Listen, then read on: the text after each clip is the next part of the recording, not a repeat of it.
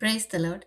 ഇന്ന് ഞാൻ നിങ്ങളുടെ അടുത്ത് സംസാരിക്കാനായിട്ട് ആഗ്രഹിക്കുന്നത് ദൈവം എന്നോട് സംസാരിച്ച ചില ഭാഗങ്ങളാണ്.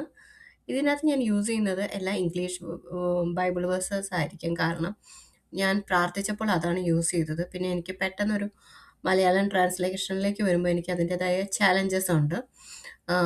സോ ആദ്യം എഫേസിയറിലാണ് ആദ്യം കർത്താവ് എന്നോട് സംസാരിച്ച ഭാഗം. അതായത് ഒന്നാമത്തെ കാര്യം എന്ന് പറഞ്ഞാൽ നമ്മൾ സ്പിരിച്വൽ വാർഫെയർ ചെയ്യുന്ന സമയത്ത് പലവിധമാകുന്ന ശക്തികൾ, അതായത് ഭൂമിയിലുള്ള ശക്തി ഉണ്ടാവും, ആകാശത്തിൽ നിന്നുള്ള ശക്തി ഉണ്ടാവും, അതുപോലെ തന്നെ സമുദ്രത്തിൽ നിന്നുള്ള ശക്തി ഉണ്ടാവും. അതായത് അതിനൊക്കെ പറയുന്നത് മെറൈൻ കിങ്ഡം. അപ്പോൾ അതിൽ മെറൈൻ കിങ്ഡത്തിലെ പല ഫിസിക്കൽ ഫോമിൽ ഒക്ടോപ്പസ് ആയിട്ടോ അല്ലെങ്കിൽ അങ്ങനെ പല രൂപത്തിൽ വരും. അപ്പം എന്നെ സംബന്ധിച്ച് ഭയങ്കര ചാലഞ്ചാണ് ഈ മറൈൻ കിങ്ഡംസിനെ എങ്ങനെ നമ്മൾ പ്രാർത്ഥിച്ച് ജയിക്കാം എന്നുള്ളത്. എനിക്ക് തീരെ അറിയാത്ത ഒരു സംഭവമായിരുന്നു. ആ സമയത്താണ് അതിനകത്തൊരു വാക്യം ഉണ്ട്. അതായത് കർത്താവ് റെഡ് സീനെ, അതായത് ചെങ്കടലിനെ വറ്റിച്ചു. അതായത് ആ ഒരു മെറൈൻ, അതായത് ആ കംപ്ലീറ്റ് മെറൈൻ കിങ്ഡത്തെ വറ്റിച്ചു. അതായത് ആ ഒരു വാക്യം വെച്ചിട്ട് നമുക്ക് പ്രാർത്ഥിക്കാൻ പറ്റും. അതായത് കർത്താവ് ആ ചെങ്കടലിനെ വറ്റിച്ചു. ആ ഇസ്രായേൽ മക്കളെ അത് സമുദ്രം ക്രോസ് ചെയ്തു, ആ റെഡ് സീ ക്രോസ് ചെയ്തു. അത് പറഞ്ഞ്, അതായത് നമ്മൾക്കെതിരെ അറ്റാക്ക് ചെയ്യാൻ വരുന്ന മെറൈൻ കിങ്ഡത്തിനെതിരെ ഈ ഒരു വാക്യം വളരെ പവർഫുൾ ആണ്. എൻ്റെ ആദ്യ കാലങ്ങളിൽ എനിക്ക് ഈ ഒരു മെറൈൻ കിങ്ഡത്തെ ഒക്കെ ഫേസ് ചെയ്യേണ്ടത് എങ്ങനെയാണ്, അതിനകത്ത് എക്സാക്ട് വേഴ്സ് നമ്മൾ വിചാരിക്കുന്ന പോലെ ഒക്ടോപ്പസിനെതിരെ ഒരു വാക്യം അങ്ങനെ ഇല്ല. ഒക്ടോപ്പസ് എന്ന് പറയുമ്പം നമ്മുടെ മൈൻഡ് സെറ്റിനെതിരെ, മൈൻഡ് ബ്ലൈൻഡ്നെസ് സ്പിരിറ്റ് എന്നാണ് ഒക്ടോപ്പസിനെ പറയുന്നത്. അപ്പം അടുത്തെന്ന് വെച്ച് കഴിഞ്ഞാൽ അതുപോലെ തന്നെ പല രീതിയിൽ സാധാരണ രീതിയിൽ അറ്റാക്ക് ചെയ്യും. അതായത് പിന്നെ ഒന്ന് റെപ്റ്റൈൽ കിങ്ഡം. ഇതെല്ലാം ഇപ്പം ഞാൻ പറയുന്ന ഒരു ഇൻഫോർമേഷൻ നിങ്ങൾക്കത് ഉൾക്കൊള്ളാൻ പറ്റില്ലെങ്കിൽ നിങ്ങൾ ജസ്റ്റ് ഒന്ന് ഗൂഗിളിൽ സെർച്ച് ചെയ്താൽ അറിയാം. മെറൈൻ കിങ്ഡത്തെ കുറിച്ച് ബൈബിൾ ബേസ്ഡ് പ്രീച്ചിങ്സും ഉണ്ടാവും. മെറൈൻ കിങ്ഡത്തെ കുറിച്ച് ഡെമോണിക് റിലേറ്റഡ് വീഡിയോസും ഉണ്ടാവും. സോ അങ്ങനത്തെ മെറൈൻ കിങ്ഡം ഒക്കെ റിയൽ ലൈഫിൽ ഫിസിക്കൽ വേൾഡ് സ്പിരിച്വൽ വേൾഡിൽ എക്സിസ്റ്റ് ആണ്. പക്ഷെ അത് നമ്മുടെ സാധാരണ ഒരു പ്രസംഗങ്ങളിൽ നമ്മൾ കേൾക്കാത്തതുകൊണ്ട് അതില്ല എന്ന് വിചാരിക്കരുത്. എസ്പെഷ്യലി അത് അതായത് ഇപ്പം ഞാൻ പറയാം, ഇപ്പോൾ ഒരു വെള്ളം എന്ന് പറയുന്നത് നിരാശയാണ്. ആ വെള്ളത്തിനകത്ത് ഉള്ളിൽ പോയി കഴിഞ്ഞാൽ ആ നിരാശയിൽ പൂണ്ടുപോയി. അങ്ങനെയൊക്കെയാണ് നമ്മൾക്ക് ദർശനങ്ങളിൽ നിന്നും സ്വപ്നങ്ങളിലും വ്യാഖ്യാനം വരുന്നത്. അപ്പം എഫേസിയർ 4 കർത്താവ് ക്രൂസിഫിക്കേഷന് ശേഷം ഫസ്റ്റ്, ഇംഗ്ലീഷിലാണ് പറയുന്നത്, first he came down to the lowest depths of എർത്തിന്റെ ഏറ്റവും താഴെ പോയി. ഡെപ്തിന്റെ ലോവസ്റ്റ് ഡെപ്ത്സ് ഓഫ് എർത്ത്. പിന്നെ അടുത്തത് വേറെ അതിന്റെ കണ്ടിന്യൂഷൻ തന്നെ, who went up above and beyond the heavens.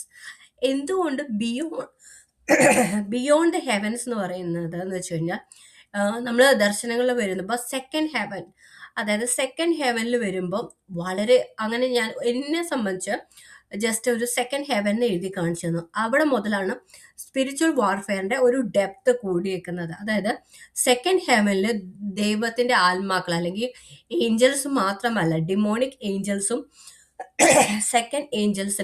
Second ഹെവന്റെ ഭാഗത്തുണ്ട്. അവിടെയാണ് സ്പിരിച്വൽ വാർഫെയറിന്റെ ഒരു സ്റ്റേജ് കിടക്കുന്നത്. നെക്സ്റ്റ് അതിന്റെ കണ്ടിന്യൂഷൻ എഴുതിക്കുന്നത്, to fill the whole universe with his presence. കർത്താവ് തൻ്റെ ഹോൾ യൂണിവേഴ്സിനെ തൻ്റെ പ്രസൻസ് കൊണ്ട് കീഴടക്കി. അതായത് കർത്താവ് ക്രൂസിഫിക്കേഷന് ശേഷം എർത്തിന്റെ ഭൂമിയുടെ അടികളിലെ ആ ഭാഗങ്ങളിലേക്ക് പോയി. അതുപോലെ തന്നെ ഹെവൻസിന്റെ ബിയോണ്ട് ഹെവൻസ് പോയി. അതുപോലെ ഹോൾ യൂണിവേഴ്സ് തൻ്റെ പ്രസൻസ് കൊണ്ട് ഫിൽ ചെയ്തു. ഈ ക്രൂസിഫിക്കേഷനിലൂടെ. സോ ഞാൻ ഗുഡ് ന്യൂസ് ബൈബിളാണ് ഇംഗ്ലീഷിലെ ഫോളോ ചെയ്യുന്നത്, കുറച്ചും കൂടെ സിമ്പിൾ ഇംഗ്ലീഷ് ആയതുകൊണ്ടാണ്.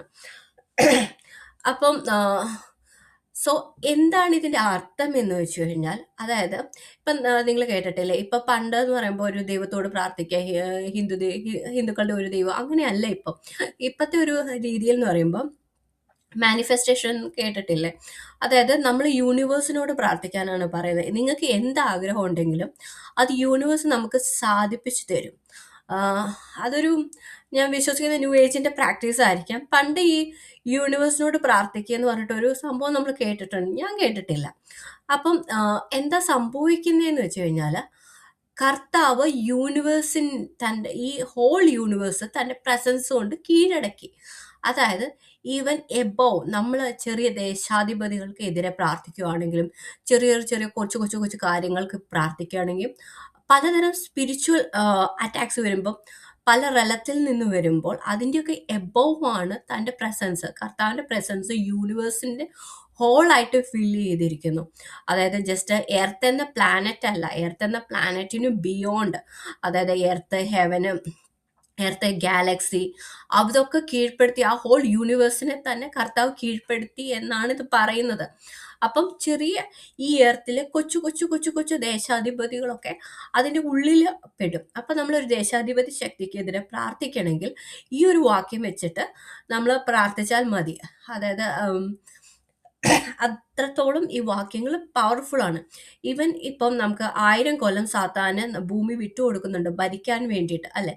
എന്നാൽ പോലും ആ യൂണിവേഴ്സ്, അത് ഒരു എർത്തിനെ വിട്ടുകൊടുത്താൽ പോലെ എൻ്റയർ യൂണിവേഴ്സ് ആരുടെ കീഴിൽ തന്നെയാണ്? കർത്താവിൻ്റെ കീഴിൽ തന്നെയാണ് ആ ഒരു കാലഘട്ടത്തിൽ പോലും.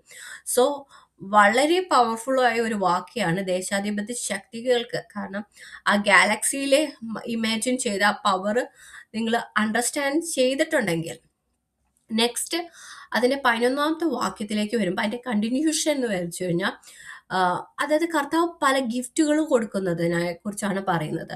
ഒന്ന് പറയുന്നത് അപ്പോസ്തോല്, പ്രൊഫസി, ഇവാഞ്ചലിസം, പാസ്റ്റേഴ്സ്, ടീച്ചേഴ്സ്. ഇത് നമുക്ക് അറിയാം.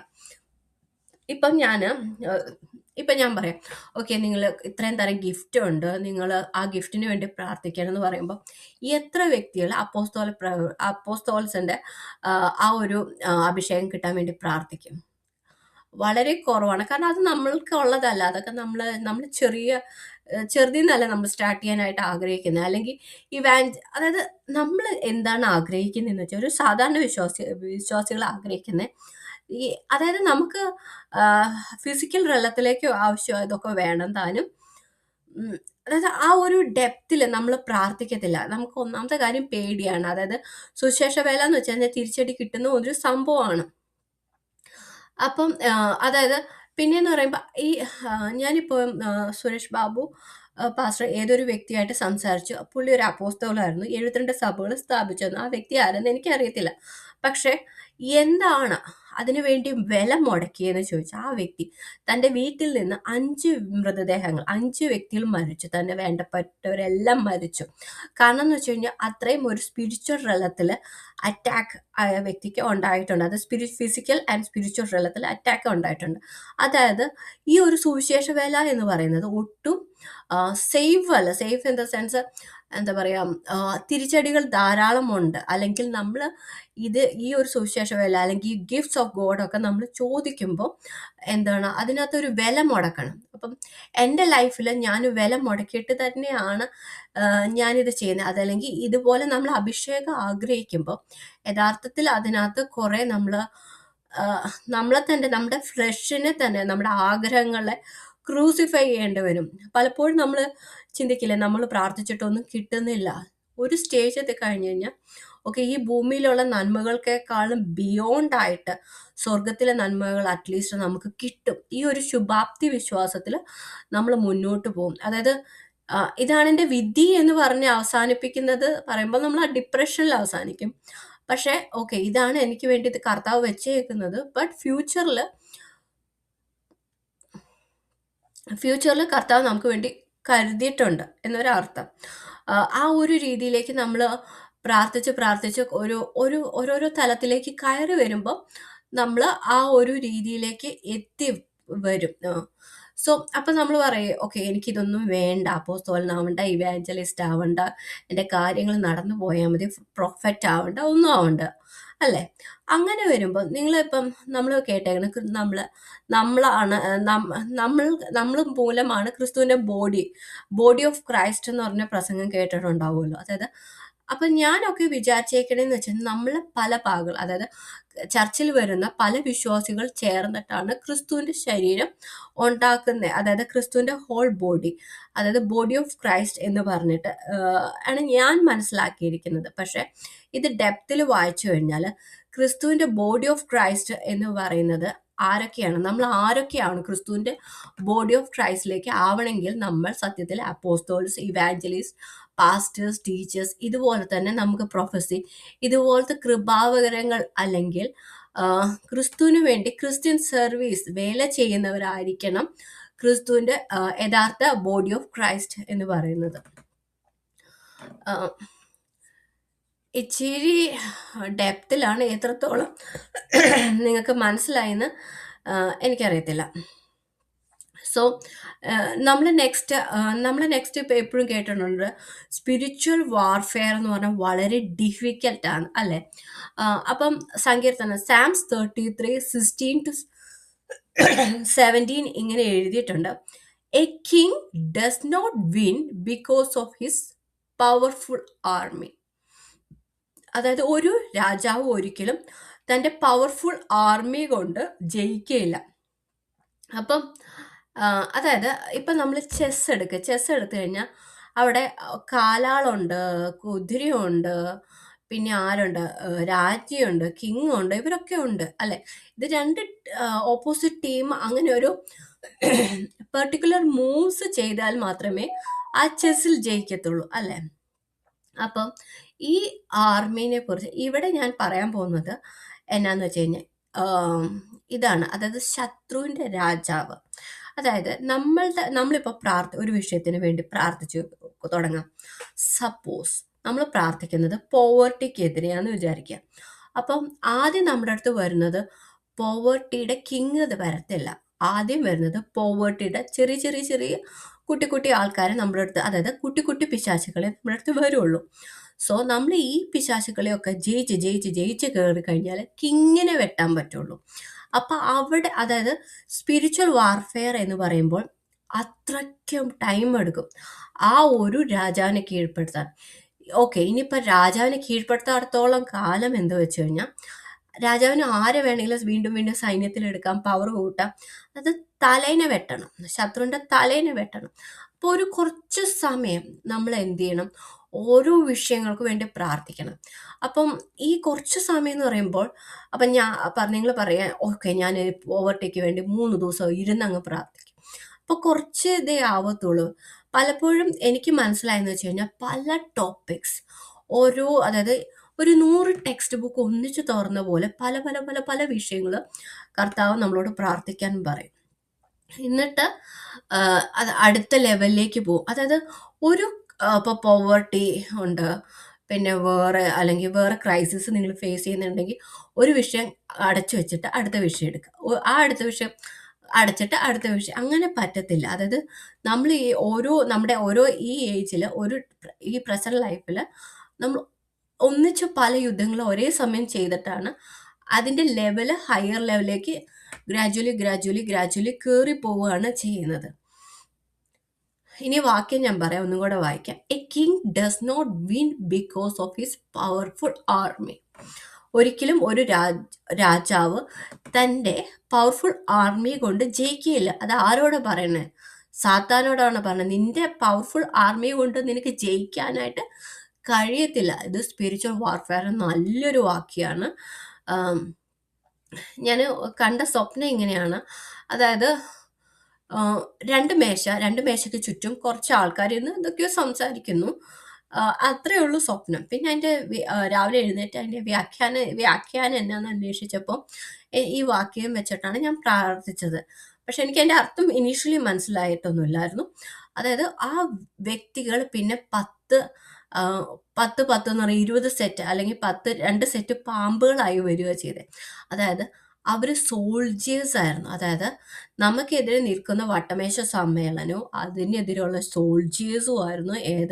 ഞാൻ സ്വപ്നത്തിൽ ഞാൻ വ്യക്തിയായി കണ്ടെങ്കിൽ പോലും യഥാർത്ഥത്തിൽ അത് വ്യക്തിയാവണമെന്നില്ല. അതായത് ആ വ്യക്തിയുടെ രൂപം മാറി ഒരു പാമ്പായിട്ടുണ്ടെങ്കിൽ അതിന്റെ പവർ കുറഞ്ഞു എന്നാണ് അതിന്റെ അർത്ഥം. സോ ഒന്നും കൂടെ പറയാം. A king does not win because of his powerful army. അതുപോലെ തന്നെ a soldier does not triumph because of his strength.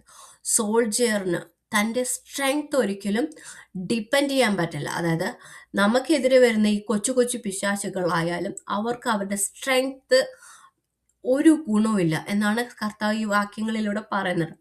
War horses are useless for victory. അതായത് ഈ വാർ, അതായത് നമുക്ക് ദർശനങ്ങളിൽ സ്വപ്നങ്ങളിൽ കാണാൻ പറ്റും ചിലപ്പോൾ കുതിര അല്ലെ, അല്ലെങ്കിൽ അങ്ങനെ കാണാൻ പറ്റും. അപ്പം വാർ ഹോസസ്, അതായത് സ്പെസിഫിക് ആയിട്ട് കുതിര ഏതാ, യുദ്ധത്തിന് വേണ്ടി ചമയിച്ചിറക്കിയ കുതിര വളരെ യൂസ്ലെസ് ആണ്. Their great strength cannot save. അവരുടെ സ്ട്രെങ്ത് ഒരിക്കലും അവരെ സഹായിക്കുന്നില്ല. ഇത് ആരോടാണ് പറയുന്നത്? അവിടുത്തെ കിങ്ങിനോട്, സാത്താന്റെ കിങ്ഡത്തിനോട്, രാജ്യത്തിനെതിരെ വെല്ലുവിളിക്കാൻ നമ്മൾ ചെയ്യണത്. കിങ്ങിനോട് പറയാണ്, സോൾജേഴ്സിനോട് പറയാണ്, അവരുടെ വാർ ഹോസസിനോട് പറയാണ്, നിങ്ങൾക്ക് ബലമില്ല, നിങ്ങൾക്ക് ശക്തിയില്ല, നിങ്ങൾ ജയിക്കത്തില്ല. സോ ഈ വാർ ഹോസസിലേക്ക് എനിക്ക് എത്തിയപ്പോഴത്തേക്കും അതായത് ഈ വാർ ഹോസ് എന്ന് പറയാം, അത് നമ്മൾ സാധാരണ ഒരു കുതിരേനെയല്ലേ നമ്മൾ കാണുന്നത്. പക്ഷെ പിന്നെ ഞാൻ നോക്കിയപ്പോൾ ഒരു കുതിര പട തന്നെ വരുന്നുണ്ട്. ആ കുതിര എന്ന് വെച്ച് കഴിഞ്ഞാൽ ആകാശം അത്രയും ഉള്ളൊരു കുതിര. മനസ്സിലായോ? അപ്പം അത് ഈ രണ്ട് വാക്യം കിട്ടിയപ്പോൾ ഞാൻ ഡിസ്കസ് ചെയ്യുന്ന ഒരു വ്യക്തിയോട് ഞാൻ പറഞ്ഞു, ഓ, സ്പിരിച്വൽ വാർഫെയർ ഒന്നും വലിയ സംഭവം അല്ല അല്ലേ, ഇത് ഇത്രയും നല്ല പവർഫുൾ വാക്യം ഇവിടെ കിടപ്പുണ്ട്, അതെങ്ങനെ യൂസ് ചെയ്യണം എന്ന് അറിഞ്ഞിട്ടുണ്ടെങ്കിൽ നമുക്ക് സ്പിരിച്വൽ വാർഫെയർ നമുക്ക് ഈസി ആയിട്ട് ജയിക്കാൻ പറ്റും അല്ലേ, അങ്ങനെയൊക്കെ ഡിസ്കസ് ചെയ്തുകൊണ്ടിരിക്കുകയാണ്. സോ ഈ കുതിര എന്ന് വെച്ച് കഴിഞ്ഞാൽ ഇനി അതിൻ്റെ അടുത്ത് വരുന്നത് എസെക്കിയേല് 38. അതായത് ഇവിടെ ഇസ്രായേൽ മക്കള് ഗോഗു ആയിട്ടുള്ള യുദ്ധത്തിനെ കുറിച്ചാണ് ഇവിടെ പറയുന്നത് ഈ 38-ാമത്തെ അധ്യായത്തിൽ. അതിനകത്ത് 38-4 ഇങ്ങനെ എഴുതിയിട്ടുണ്ട്, his army with it horses and uniform Riders. അതിൻ്റെ കുതിരകളും അതിൻ്റെ മുകളിലിരിക്കുന്ന റൈഡേഴ്സും വരും, ഏതാ, നമ്മളുമായിട്ട് യുദ്ധം ചെയ്യാനായിട്ട്. അങ്ങനെ കുറെ കാര്യങ്ങൾ അത് 38 അധ്യായത്തിൽ ഫുള്ള് യുദ്ധത്തെക്കുറിച്ചാണ് പറയുന്നത്. എന്തിനാണ് ഇവർ വരുന്നത്? അതായത് ഇസ്രായേൽ മക്കൾ, നമ്മൾ invade a helpless country where the people live in peace and security in unwalled towns that have no defenses. അതായത് നമ്മളെന്ന ഇസ്രായേൽ മക്കൾ ഒരു ഹെൽപ്ലെസ് കൺട്രിയാണ്. അവർ സമാധാനത്തോടെ എവിടെയാണ് അവർ താമസിക്കുന്ന, ഒരു പുറമേ ഒരു സെക്യൂരിറ്റി വാളോ അങ്ങനെയൊന്നും ഇല്ലാത്തൊരു കൺട്രിയിൽ അവർ താമസിക്കുന്നു. അവർക്കെതിരെയാണ് ആര് വരുന്നത്? ഈ ഗോഗ് വരുന്നത്. അവര് കുതിരയുടെ പുറത്ത് വരുന്നു എന്നൊക്കെ ഈ 38 ഫുൾ വായിച്ചാൽ നിങ്ങൾക്ക് കിട്ടും. അപ്പൊ നമ്മൾ വിചാരിക്കും ഈ കുതിര ഇപ്പൊ നമുക്കെതിരെ എന്തിനാ വരുന്നതെന്ന്. അതിന്റെ വാക്യങ്ങളിൽ എഴുതിയിട്ടുണ്ട്. അതായത് ഈ കുതിരേനെ ആരെ വിളിച്ചു വരുത്തുന്നതെന്നറിയാം? അതായത് കർത്താവ് വിളിച്ചു വരുത്തുവാണ്. അതായത് സാധാരണ നമ്മളുടെ ലൈഫിൽ നമ്മൾ ജനിച്ചു കഴിഞ്ഞാൽ ഒന്ന് നമ്മൾ ജനറേഷൻ കേഴ്സ് ഉണ്ട്. അത് നമ്മൾ ജനിച്ചു വളരുന്ന മുമ്പ് നമ്മുടെ പിതാക്കന്മാർ മറ്റു ദൈവങ്ങളെ വിളിച്ച് അങ്ങനെയൊക്കെയല്ലേ ചെയ്തേക്കുന്നത്. അപ്പം ഓൾറെഡി ഒരു സ്പിരിച്വലി നമ്മൾ ഒരു തലത്തിൽ ബ്ലോക്കാണ്. പിന്നെ നമ്മൾ പാപം നിറഞ്ഞ ലൈഫിൽ ജീവിക്കുന്നു. ഈ കുതിര വരുമ്പം അങ്ങനെയല്ല. അതായത് കുതിര വരുന്നത് അത് കർത്താവ് തൻ്റെ ബലം കാണിക്കേണ്ടതിന് വേണ്ടി ശത്രു രാജ്യത്തിനെ വിളിച്ചു വരുത്തുന്നതാണ്. അതാണ് അവിടെ 38 അധ്യായത്തിൽ എടുത്ത് വായിച്ചാൽ അറിയാം. സോ അതെന്ന് വെച്ച് കഴിഞ്ഞാൽ ഇത് സെക്യൂരിറ്റി ഒന്നും, അതായത് ഇവര് ഭയക്കുന്നില്ല. ഇസ്രായേൽ മക്കൾ അത്രയും സേഫായി സെക്യൂർ ആയിട്ട് ഭയമില്ലാതെ താമസിക്കുന്നതുകൊണ്ടാണ് അവർക്ക്, അതായത് അതൊരു നല്ല പോയിന്റാണ്. അപ്പോൾ കർത്താവ് തൻ്റെ ബലം കാണിക്കേണ്ടതിന് വേണ്ടി ഒരു ശത്രു സൈന്യത്തെ വിളിച്ചു വരുത്തുന്നു. അതാണ് പറയുന്നത്. അതായത് പിന്നെ എൻ്റെ റിയൽ ലൈഫിൽ എനിക്ക് ചിലപ്പോൾ ഈ കുതിരയുടെ മുൻകാലുകൊണ്ട് പിൻകാലുകൊണ്ടൊക്കെ ചില ഈ വാർഫെയർ അല്ല അടിയൊക്കെ കിട്ടുന്നുണ്ടായിരുന്നു. അത് പിന്നെ റിയൽ റലത്തിലേക്ക് വരുമ്പം ചില വ്യക്തികളുമായിട്ട് മല്ല് പിടിക്കേണ്ടത് പോലെ മാനേജ് ചെയ്യേണ്ടത് പോലെയൊക്കെ കുറച്ച് സിറ്റുവേഷനിലൂടെ നമ്മൾ കടന്നുപോയി. എന്തായാലും ഇത് നമുക്ക് റിഫ്ലക്റ്റ് ചെയ്യും. ഏതാ റിയൽ ലൈഫിലേക്ക്. ഇപ്പം യുദ്ധത്തിൽ അടി കിട്ടുന്നുണ്ട്, ചതവ് കിട്ടുന്നുണ്ടെന്ന് പറഞ്ഞാൽ കിട്ടും. അല്ലാതെ അത് കിട്ടായികയല്ല. കുറച്ചതിൻ്റെ കോൺസിക്വൻസ് നമ്മൾ ചില സമയത്ത്, ഒട്ടുമുക്കാൽ സമയത്ത് നമുക്കത് ഫിസിക്കൽ തലത്തിൽ നമുക്ക് കാണാനായിട്ട് കഴിയും. പിന്നെ ഞാനൊരു ദിവസം ഒരു സ്വപ്നം കാണുവാണ്. ആ സ്വപ്നത്തിൽ ഞാനൊരു തുണിക്കടയിൽ പോയി. അങ്ങനെ അവരുമായിട്ടുള്ള കൺവേഴ്സേഷനൊക്കെയാണ്. അതായത് എൻ്റെ ഡ്രസ്സ് ഇവിടെ ഇച്ചിരി വെച്ചിട്ടുണ്ട്, അങ്ങനെ അങ്ങനെ കുറച്ച് കമ്മ്യൂണിക്കേഷനാണ്. നമ്മുടെ നാട്ടിലെ തുണിക്കടയിലേക്ക് പോയിട്ട് കുറച്ച് കമ്മ്യൂണിക്കേഷൻസ് നടക്കുന്നുണ്ട്. അപ്പം എന്നാ സംഭവിച്ചതെന്ന് വെച്ച് കഴിഞ്ഞാൽ, പിന്നെ അതിൻ്റെ അർത്ഥം എന്താണെന്ന് ഞാൻ പിറ്റേന്ന് എഴുന്നേറ്റ് ഞാൻ പ്രാർത്ഥിച്ചപ്പോൾ എനിക്ക് മനസ്സിലായത്, തുണിക്കടയൊന്നും അല്ലായിരുന്നു അത്. അതായത് പിന്നെ നമ്മൾ ഓരോ വാക്യം വെച്ചിട്ട് ആ ഒരു സ്വപ്നത്തെ നമ്മളിങ്ങനെ മനസ്സിൽ ധ്യാനിച്ച് പ്രാർത്ഥിക്കുമ്പോൾ അതിനകത്ത് അർത്ഥം കിട്ടും. അതായത് അക്യൂസേഷൻ, നമ്മളെ കുറ്റം ചുമത്തുന്നവരായിരുന്നു അവർ. അതായത് നമ്മളെ വേദനിപ്പിച്ച് കുറ്റം ചുമത്തുന്നത്. അപ്പോൾ റോമർ 8:33 മുതൽ 34 വരെ ഇങ്ങനെ എഴുതിയിട്ടുണ്ട്. ദൈവം തെരഞ്ഞെടുത്തവരെ ആരാണ് കുറ്റം ചുമത്തുക? ദൈവം തെരഞ്ഞെടുത്തവരെ ആരാണ് കുറ്റം ചുമത്തുക? അപ്പം അതിനകത്ത് ഇങ്ങനെ തന്നെ പ്രാർത്ഥിക്കാൻ പറ്റും. മീൻസ് നമുക്കെതിരെ ഇങ്ങനെ ഫോൾസ് അക്യൂസേഷൻ ഒക്കെ വരില്ലേ? വെറുതെ കെട്ടി ചമച്ച കഥകൾ പോലെ കുറ്റം പറയുക. നമ്മൾ ചിലപ്പോൾ അതൊന്നും അറിഞ്ഞിട്ട് പോലും ഉണ്ടാവില്ല, പക്ഷെ നമ്മളെ വേദനിപ്പിക്കാൻ വേണ്ടിയിട്ട്. ദൈവം തന്നെയാണ് അവരെ നീതിമാന്മാരായി പ്രഖ്യാപിക്കുന്നത്. അപ്പം ഈ ഒരു തുണിക്കടയിലേക്ക് അങ്ങനത്തെ ഒരു സ്വപ്നം കണ്ട അതിൻ്റെ ഒരു കണ്ടിന്യൂവേഷൻ എന്ന് വെച്ച് കഴിഞ്ഞാൽ, ഞാൻ കാണുന്നത് എൻ്റെ തുണിക്കടയിലേക്ക് അവർ ആ തുണിയുടെ കടയുടെ ഉള്ളിലേക്ക് കയറ്റി, എന്നിട്ട് കുറച്ചൊരു എക്സ്പെൻസീവ് വാച്ചസ് ഒക്കെ എടുത്തു. വാച്ചസ് എന്ന് പറയുമ്പോൾ എൻ്റെ റിയൽ ലൈഫിൽ ആ എക്സ്പെൻസീവ് വാച്ചസ് എന്ന് പറയുമ്പോൾ വിത്ത് എക്സ്പീരിയൻസ് ചില വ്യക്തികൾ ലേൺ ചെയ്ത ലെസൺസ് എനിക്ക് പറഞ്ഞു തരുമായിരുന്നു. അപ്പം നമുക്ക് ഇപ്പോൾ പുതിയതായിട്ട് ഒരു സ്ഥലത്ത് ജോലിക്ക് പോകുമ്പോൾ നമുക്ക് എക്സ്പീരിയൻസ് ഇല്ല. നമ്മൾ വർഷങ്ങളെടുത്ത് ലേൺ ചെയ്യണത് അവർ ഒരു വാക്കുകളിലൂടെ പറഞ്ഞു തരും. നമ്മൾ പെട്ടെന്ന് ലേൺ ചെയ്യും, പക്ഷെ ആരും നമ്മളെ ഹെൽപ്പ് ചെയ്യത്തില്ല. അല്ലെങ്കിൽ നമുക്ക് അല്ലേ, അങ്ങനത്തെ ഒരു സിറ്റുവേഷൻ അവരതെനിക്ക് റിവീൽ ചെയ്തു റിയൽ ലൈഫിൽ. ഓക്കെ. പിന്നെ ഞാൻ ഈ തുണിക്കടയുടെ ഉള്ളിലേക്ക് പോകുമ്പോൾ ഒരു ഗോഡൗൺ നിറച്ച് വെഡ്ഡിങ് ഡ്രസ്സസ് ഞാൻ കണ്ടു. ആ വെഡ്ഡിങ് ഡ്രസ്സ് രണ്ട് രീതിയിലും വ്യാഖ്യാനിക്കാം. ഞാൻ ആ സമയത്ത് വ്യാഖ്യാനിച്ചത് ആ രീതിയിലല്ല. അതായത്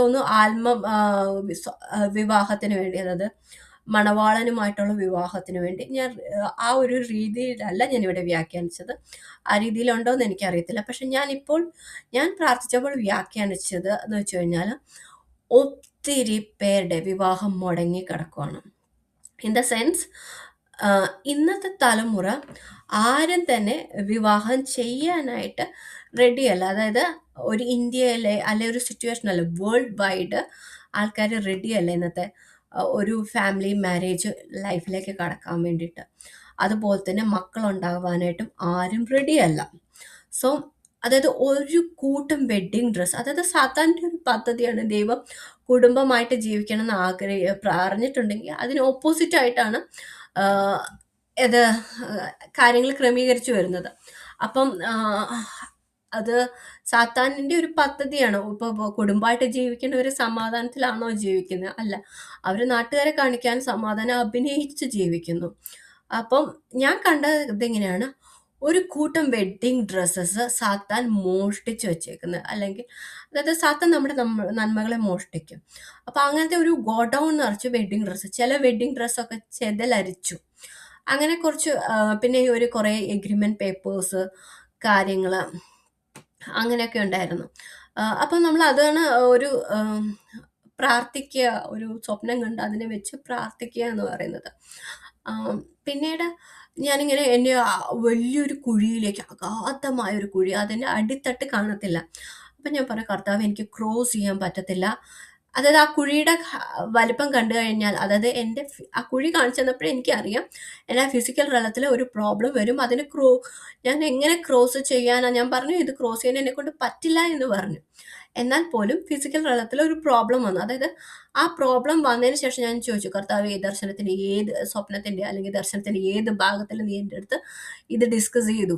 അപ്പൊ ഇന്ന ഭാഗത്ത്, അതായത് ഞാൻ ഈ മാരേജ് പ്രപ്പോസൽസ് എല്ലാം ബ്ലോക്ക്, അതായത് മാരേജ് എന്ന വിഷയം ഒത്തിരി വ്യക്തികൾക്ക് ബ്ലോക്ക് ആയതിനെ ക്യാൻസൽ ചെയ്ത് പ്രാർത്ഥിക്കാൻ ആ ഒരു സ്പിരിച്വൽ വാർഫെയറിലേക്ക് വന്നപ്പോഴാണ് അതിന്റെ റിസൾട്ടാണ് എനിക്ക് ഫിസിക്കൽ തലത്തിൽ വരുന്ന ചില ചില അറ്റാക്സ്. അപ്പം ഞാൻ പറഞ്ഞു കർത്താവിൻ്റെ അടുത്ത്, അതായത് യേശു മെസ്സിക്ക്, അപ്പം നമ്മൾ വർക്ക് പ്ലേസിലാണ് ഓൾറെഡി വർക്ക് ചെയ്തുകൊണ്ടിരിക്കുക. അപ്പം ഞാൻ പറഞ്ഞു, യേശു മെസ്സിക്ക് ചെയ്യുന്നു പറഞ്ഞിട്ട് ഞാനിങ്ങനെ, അതായത് ഇല്ല ഞാൻ ഡിപ്രഷനിലാവത്തില്ല, ഞാനില്ല ടെൻഷൻ അടിക്കത്തില്ല, ഞാൻ നെഗറ്റീവായിട്ട് എടുക്കത്തില്ല എന്ന് പറഞ്ഞിട്ട് അതായത് സാത്താൻ ആഗ്രഹിക്കുന്നത് നമ്മളങ്ങ് തള്ളിയിടണം, ഡിപ്രഷനിൽ അങ്ങ് മുങ്ങി കിടക്കണം, എന്നിട്ട് കർത്താവിനെതിരെയും പറഞ്ഞ് മോന്തയും വീർപ്പിച്ച് നമ്മൾ നടക്കണം എന്ന് ആഗ്രഹിക്കുമ്പോൾ ഇല്ല, അത് നമ്മൾ സ്വയം പറ്റില്ല, ഞങ്ങൾ ചെയ്യത്തില്ല, അല്ലെങ്കിൽ ഞാൻ അതിനെ റിക്കവർ ചെയ്യുന്നു എന്ന് പറഞ്ഞിട്ട് നമ്മൾ പ്രാർത്ഥിക്കണം.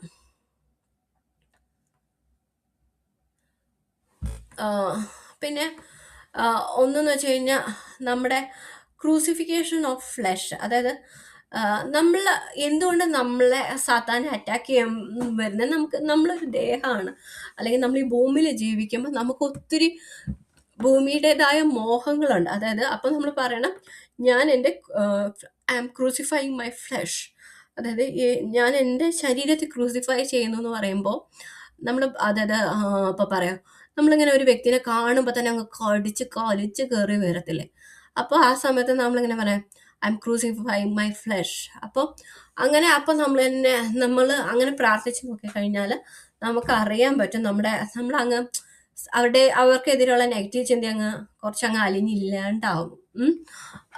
അങ്ങനത്തെ ഒരു സംഭവമുണ്ട്. അപ്പോൾ അതിൻ്റെ പ്രെയറാണ് ക്രൂസിഫിക്കേഷൻ ഓഫ് ഫ്ലഷ്. ഞാൻ എൻ്റെ ശരീരത്തെ ക്രൂസിഫൈ ചെയ്യുന്നു. നെക്സ്റ്റ് ഞാൻ പറയാൻ പോകുന്നത്, ഞാനൊരു വുമണിനെ റെപ്രസെന്റ് ചെയ്തിട്ടാണ് പറയാൻ പോകുന്നത്. മെൻസ്ട്രുവേഷനെ കുറിച്ചാണ് പറയാനായിട്ട് ആഗ്രഹിക്കുന്നത്. ഒരു തവണ സ്വപ്നത്തിൽ എൻ്റെ അടുത്ത് വന്നിട്ട് ഒരു ദൈവം പോലെ, ദേവി ശക്തി പോലത്തെ ഒരു ശക്തി വന്നിട്ട് എൻ്റെ അടുത്ത് പറഞ്ഞു, എന്നെ ക്ലെയിം ചെയ്യുന്നു പറഞ്ഞു.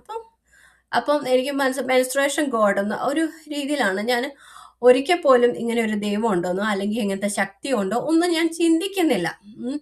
പക്ഷെ പിന്നെ എനിക്ക് മനസ്സിലായ കുറച്ച് കാര്യങ്ങളാണ് ഞാൻ നിങ്ങളോട് ഷെയർ ചെയ്യുന്നത്. ഒന്നെന്ന് വെച്ച് കഴിഞ്ഞാൽ, ഇപ്പം ഡെമോണിക് റലത്തിൽ എന്ന് പറയുമ്പോൾ ഏറ്റവും ഇമ്പോർട്ടൻ്റ് ആണ് ബ്ലഡ്, അല്ലെങ്കിൽ ഡെഡ് ബോഡി റിച്വൽസ് ഒക്കെ ചെയ്യുമ്പം ഏറ്റവും ഇമ്പോർട്ടൻ്റ് ആയ ഒന്നാണ് ബ്ലഡ്. അതിനകത്ത് ഈവൻ മെൻസ്ട്രുവേഷൻ ബ്ലഡിന് നല്ല ഇമ്പോർട്ടൻസ് ഉണ്ട്. സോ ഇങ്ങനെ പീരീഡ്സും കാര്യങ്ങളും ഒക്കെ വരുമ്പം നമുക്കറിയില്ല എന്താണ് ഇവിടെ ഏതെങ്കിലും റലത്തിൽ എന്തെങ്കിലും കിടപ്പുണ്ടോ എന്ന് അറിയാത്തതുകൊണ്ട് ഞാനിപ്പോൾ കാരണം അത് ബ്ലഡ് ആയതുകൊണ്ട് ഞാനൊന്ന് പ്രാർത്ഥിക്കുമായിരുന്നു. അതായത് ഈ ഇടയിൽ അതിനുശേഷം ആ ഒരു ഡയറ്റ്, ആ ഒരു ദേവിശക്തി, അങ്ങനെ ഞാൻ അങ്ങനത്തെ കുറച്ച് തോട്ടും പ്രോസസ്സും ഒക്കെ നമ്മുടെ ലൈഫിൽ നടന്നു. ഒരു ദിവസം എന്നെ സംബന്ധിച്ച്, അതായത് ഞാനിങ്ങനെ പ്രാർത്ഥിച്ച് ബസ് സ്റ്റാൻഡിൽ നിന്നപ്പോൾ ഭയങ്കര പെയിൻ, അതായത് എനിക്ക് മനസ്സിലായി, അതായത് ദർശനം ഞാൻ കാണുന്നുണ്ട്, ബസ് സ്റ്റാൻഡിലാണ് നിൽക്കുന്നത്, പക്ഷെ എനിക്കെതിരെ ഭയങ്കര ഒരു സ്പിരിച്വൽ വാർഫെയർ നടക്കുവാണ്. അതിനെതിരായിട്ട് അതുമായിട്ട് റിലേറ്റഡ് ആയിട്ട് എനിക്ക് പീരീഡ്സിന്റെ പെയിന് അതായത് പെയിൻ സ്റ്റിമുലേറ്റ് ചെയ്യുക, അങ്ങനെയല്ല, ഓവറായിട്ട് പെയിൻ തരികയാണ് ചെയ്യുന്നത്. അപ്പോൾ ഓവർ സ്റ്റിമുലേഷൻ എന്ന് പറഞ്ഞു കഴിഞ്ഞാൽ നമുക്ക് അങ്ങ് ശരിക്കും തളർത്തുന്ന വേദന, ഒരു ഒറ്റയടിക്ക് അങ്ങ് വേദനിപ്പിക്കത്തില്ലേ, അങ്ങനെ ഈ സാത്താനെ വേദനിപ്പിച്ചു എന്നെ. അതായത് ഈ സാത്താൻ അങ്ങനെ വേദനിപ്പിക്കാൻ കഴിവുണ്ട്. ഒത്തിരി സ്ത്രീകൾ അങ്ങ് പീരീഡ്സിന്റെ സമയത്ത് വല്ലാണ്ടായിട്ട് അങ്ങ് വീഴത്തില്ലേ. അപ്പൊ അങ്ങനെയും ഒരു പ്രെയർ, അതായത് ഈ മെൻസ്ട്രുവേഷന് പോലും ഒരു പ്രെയർ ഉണ്ട്. അതുപോലെ തന്നെ അതുമായിട്ട് റിലേറ്റഡ് ഞാൻ കണ്ടതാണ്, ഡിപ്രഷൻ അല്ല, ഓവർ ഡിപ്രഷൻ തരാൻ പറ്റും. അതായത് നമ്മൾക്ക് വരുന്ന ഈ മൂഡ് സ്വിങ്സ്, അതൊക്കെ അതിനകത്ത് പോലും സാത്താൻ നമ്മളെ ഉപദ്രവിക്കാനായിട്ട് നമ്മൾ അതിനൊന്നും എതിരെ പ്രാർത്ഥിക്കുന്നില്ല. ഓക്കെ, നമുക്കറിയാം പീരീഡ്സ് വന്ന മൂഡ് സ്വിങ്സ് ഉണ്ട് അല്ലേ, അതൊക്കെ നമുക്ക് അറിയുന്ന കോമൺ ഇൻഫോർമേഷൻ എന്നുള്ള നിലയിൽ നമ്മൾ ഇതിനൊന്നും പ്രാർത്ഥിക്കത്തില്ല. ഞാൻ ഈ ഒരു ടോപ്പിക്ക് ചിന്തിച്ചായിരുന്നു, ഇനി പറയണോ വേണ്ടയോ. പിന്നെ എന്നോട് ദൈവം പറഞ്ഞു, വുമനെ റെപ്രസെന്റ് ചെയ്തിട്ടാണ് നീ പറയുന്നതെന്ന് പറഞ്ഞു. ഓക്കെ. എനിവേ, ബൈബിൾ ആ കൂടെ മെൻസ്ട്രുവേഷൻ്റെ സമയത്ത് സെക്ഷൽ റിലേഷൻഷിപ്പിൽ ഏർപ്പെടരുതെന്നൊരു വാക്യം മാത്രമേ മെൻസസ് റിലേറ്റഡ് ആയിട്ട്